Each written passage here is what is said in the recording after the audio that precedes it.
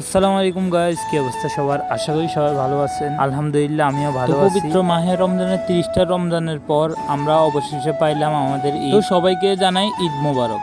আর হ্যাঁ, আমি যাইতেছি হচ্ছে ঈদের নামাজ। তো ঈদের গোসল সেরে আমরা কিন্তু ঈদগাতে চলে এসেছি। তো আমরা যেহেতু শহরে থাকি, আমরা ঈদগাহ তেমন একটা দেখতে পাই না, কিন্তু গত 2 বছর ধরে আমাদের এখানেও ঈদগাহ বানানো হইতেছে। তো আমার পাশে আদর আছে, এছাড়াও আমার আশেপাশে অনেক বন্ধু বান্ধব আসছে।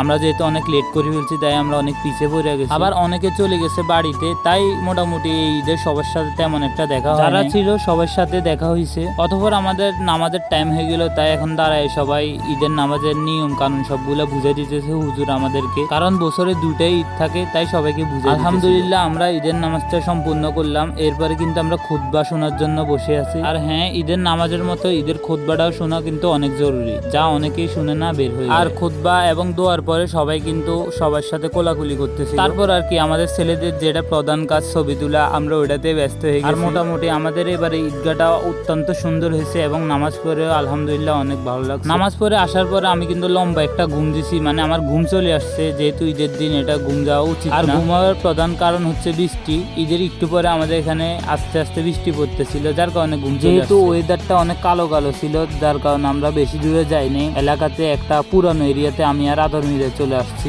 আর আমার যে আরেকটা চ্যানেল ছিল, যে ব্লগ চ্যানেল, আমি ওটার কথা কিন্তু সম্পূর্ণ ভুলে গেছিলাম সারা বছরে।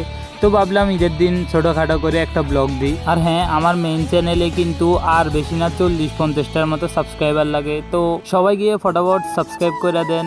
আর মাত্র 20-30টার মতো অথচ সাবস্ক্রাইবার লাগে, আমি জানি। আর কয়েকটা সাবস্ক্রাইবার হইলে মোটামুটি 1000 সাবস্ক্রাইবার হয়ে যাবে। তো সবাই ডিসক্রিপশন বক্স থেকে চলে যান, অথবা ইউটিউবে সার্চ বারে গিয়ে লেখেন টিম ব্যাড ফ্রেন্ডস, ওখানে চলে আসবে। আর সবকিছু মিলে কিন্তু এরিয়াটা খুবই সুন্দর ছিল। আমরা পুরোটাই ঘুরে দেখলাম। যেহেতু আমরা 2 জন আসছি, বেশিক্ষণ ঘোরাঘুরি করে নাই, সন্ধ্যা হচ্ছে, তাই বাসার দিকে চলে যেতে হবে। আর কিন্তু ওয়েদারটাই কিন্তু অনেকটা কালো কালো ভাব, কখন জানি বৃষ্টি চলে আসে। তো বছরের আমাদের মুসলমানদের প্রধান উৎসবগুলোর ভিতরে একটা উৎসব হচ্ছে ঈদ, তাই সবাইকে আবারও জানাই ঈদ মোবারক। তো সবাই ভালো থাকবেন, সুস্থ থাকবেন। আজকের ব্লগটা এতটুকুই ছিল, মিনি ব্লগ। আল্লাহ হাফেজ।